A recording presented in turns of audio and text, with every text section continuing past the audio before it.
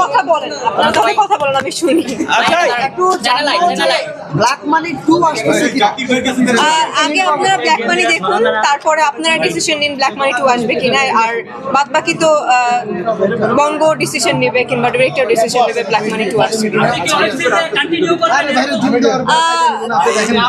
আমার ইচ্ছা হচ্ছে অ্যাক্টিং করা। অ্যাক্টিং মানে আমি যে অ্যাক্টিং করার চেষ্টা করি কিংবা অ্যাক্টিং করতে চাই, এটা আসলে সিনেমা কিংবা অভিনয়ের মাধ্যমে ফুটিয়ে তুলতে চাই। সো সেটা আমি এর আগেও বলেছি, সেটা যেই পর্দায় হোক না কেন, আমি যদি ভালো গল্প পাই অবশ্যই করবো, অবশ্যই কন্টিনিউ করবো।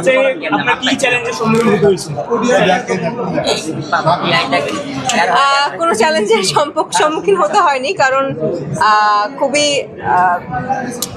পটু এবং দক্ষ ডিরেক্টর ছিল আমাদের সাথে।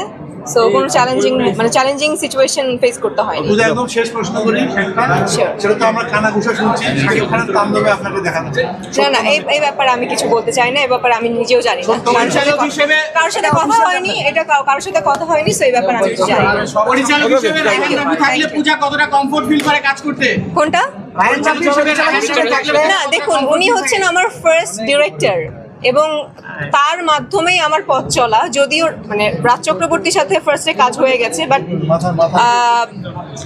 তার সাথে নায়িকা হিসেবে রিহার্সেল, আমার জার্নি সবকিছু জাজ মাল্টিমিডিয়া অ্যান্ড রায়হান রাফি দ্বারা শুরু হয়েছে। সো সে তো অবশ্যই আমার একটা কমফোর্ট জোনের জায়গা।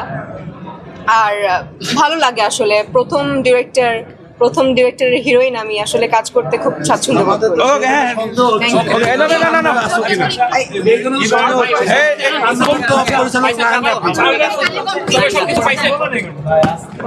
পনেরো বছর